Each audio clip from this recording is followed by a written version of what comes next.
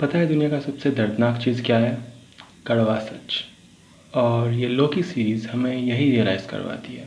I know what this place is. Video में आगे spoilers है, तो अगर आपने ये एपिसोड नहीं देखा है तो इसके जिम्मेदार आप खुद हो। धन्यवाद। एंड गेम में हमने लोकी को जहाँ जैसे जिस हालत में छोड़ा था, ये सीरीज़ बिल्कुल उसी पॉइंट से शुरू होती है। जैसे सर जी को दिल का दौरा पड़ता है, फिर उनका फ्यूचर वर्जन आके टेसरैक्ट ले जाता है, फिर हल्क अंकल आते हैं, उनको धक्का मारते हैं और टेसरैक्ट लोकी के पास पहुंच जाता है, फिर वो वहाँ से फुस। इन्फिनिटी वॉर में थैनोस स्पेस स्टोन की मदद से टाइटन सीधा अर्थ पर आ गया था, या स्पेसिफिकली वकांडा पर आ गया था। तो सोचो लोकी कहाँ जाएगा? न्यूयॉर्क से मंगोलिया तक। और वहाँ भी एंट्री मारने के कुछ ही पल बाद टीवीए के मेंबर्स आ जाते हैं और उसको गिरफ्तार कर लेते हैं, एक स्लो मोशन मुक्का मारने के बाद। अब टीवीए के बारे में हमें यहाँ एक क्लियर और सिंपल एक्सप्लेनेशन दिया गया है। टीवीए यानी कि टाइम वेरिएंट अथॉरिटी, जो स्पेस और टाइम के बाहर एग्जिस्ट करने वाली एक कंपनी कह सकते हैं, जिसका काम है मल्टीवर्स के टाइम के फ्लो को स्टेबल रखना।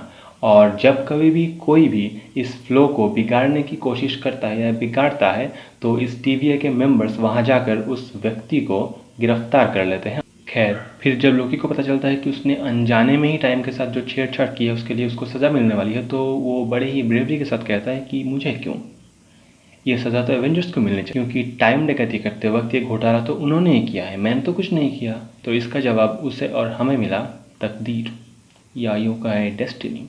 अवेंजर्स का ऐसे टाइम डकैती करना और थैनोस को रोकना वैसे ही हुआ जैसे होना था, पर लोकी का ऐसे भाग जाना ये तकदीर में नहीं था। तो मार्वल, यहाँ मेरा आपसे एक सवाल है। जैसा आपने कहा कि एवेंजर्स ने जो किया वो वैसे ही होना था और वो वैसे ही हुआ है, तो इसमें उनकी कोई गलती नहीं है। तो फिर यहाँ लोकी भैया की गलती कैसे है? क्योंकि उनके पास तो टेसरैक्ट को एवेंजर्स ने ही पहुंचाया था। अब उनको सामने से भागने का मौका मिले और वो ना भागे, वो इतने भले मानुस भी नहीं है, तो वो भाग गए। अब इसमें एवेंजर्स की गलती नहीं है, पर उनकी गलती है क्योंकि वो भाग गए। ये कहाँ का इंसाफ हुआ भाई?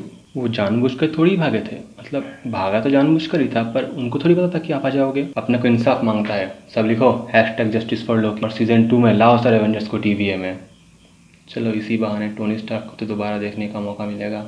खैर, टीवीए के भी नाक में दम कर देने वाले किसी व्यक्ति को पकड़ने के लिए ओवेन विल्सन के कैरेक्टर मॉबियस को लोकी की हेल्प चाहिए, पर वो उसे डायरेक्ट नहीं कहता कि आजा बेटा हमारी हेल्प करनी है। ऐसा नहीं, वो लोकी को उसी के लाइफ के कुछ मेजर इवेंट्स दिखाता है, जिससे वो खुद ही पर सवाल करने को मजबूर हो जाता है कि मेरी एग्जिस्टेंस का मतलब क्या है, कि इतने दिन तक मैंने जो सपना देखा इन सबका कोई मतलब नहीं है। पर फिर भी वो टूटता नहीं है, अब तक नहीं। उन्हें और हमें सबसे बड़ा शौक तब लगता है जब वो वहाँ से स्पेसिफिकली उस रूम से भाग जाता है और उसके सामने आते हैं इन्फिनिटी स्टोन्स, एक तुच्छे से रिसेप्शनिस्ट के ड्रॉर में पड़े हुए, वो भी कई सारे। ज़रा सोचो, अगर थैनोस ज़्यादा ने ये सब देख लिया होता तो बेचारा अफसोस से मर जाता कि साला जिसके लिए अपन ने अपनी पूरी ज़िंदगी निकाल दी, उसको ये सारे पेपर वेट की तरह इस्तेमाल कर रहे हैं। अब ये वही मोमेंट है जहाँ हमारा god of mischief, true king of Jotunheim, Loki Laufeyson अंदर से टूट चुका है। जब उसको पता चलता है कि इन्फिनिटी स्टोन्स भी यहाँ कोई काम के नहीं, तो वो सारी उम्मीदें छोड़कर हार मान लेता है और मॉर्बियस अब उसे असली प्लान के बारे में बताता है। अब यहाँ इस एपिसोड का दूसरा सबसे बड़ा शौक लगता है कि टीवीए के नाक में जिसने दम कर रखा है वो व्यक्ति कोई और नहीं, लोकी खुद है।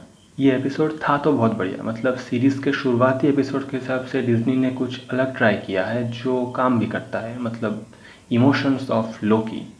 सच बताओ तो 2012 वाले इस लोकी से मुझे इमोशन की उम्मीद नहीं थी, पर जब वो अपनी आंखों के सामने अपनी पूरी ज़िंदगी को मीनिंगलेस होते देखता है, जब उसे रियलाइज़ हो कि उसके ग्लोरियस पर्पस का कोई मतलब ही नहीं है, तो इमोशन समझ में आता है। इस एपिसोड के ख़त्म करने के बाद पता नहीं क्यों पर मुझे एज एन ऑडियंस लोकी के लिए थोड़ा सा इनसिक्योर फील हो रहा है, जस्ट लाइक थॉर के लिए हुआ था थॉर रैग्नारॉक में जब वो सकार पर पहुंच गया था।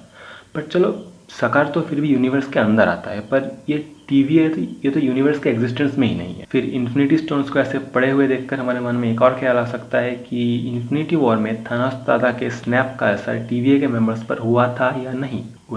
मेरी मानो तो नहीं हुआ था, क्योंकि पहली बात तो ये यूनिवर्स में आता ही नहीं है। दूसरी बात, थोड़ी देर पहले हमने देखा कि टीवीए के अंदर इसके पावर का कोई एग्जिस्टेंस ही नहीं है, तो ये बाहर से इनका कुछ कैसे बिगाड़ सकती है। आप ज़रूर सोच रहे होंगे कि ये जो मैं बार बार बोल रहा हूँ कि टीवीए यूनिवर्स के बाहर एग्जिस्ट करता है, तो इसका लॉजिक क्या है, क्योंकि एपिसोड में कहीं पर इसका जिक्र नहीं किया गया।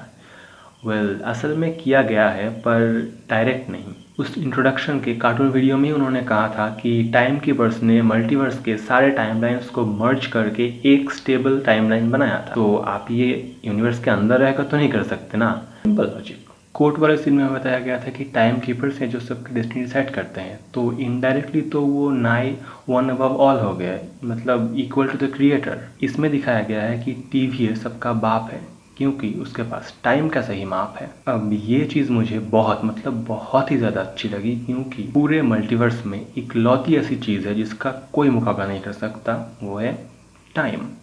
ये नहीं तो कुछ नहीं। इस वीडियो के लिए इतना ही। इस सीरीज़ के आगे के एपिसोड्स पर मेरे विचारों को जानने के इस चैनल को सब्सक्राइब कर दीजिए और उस घंटे को बजा दीजिए ताकि अगले 5 वीडियोस की नोटिफिकेशन आपको मिलती रहे। See you soon.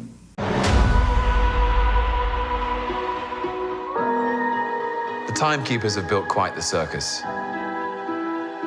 And I see the clowns are playing their parts to perfection.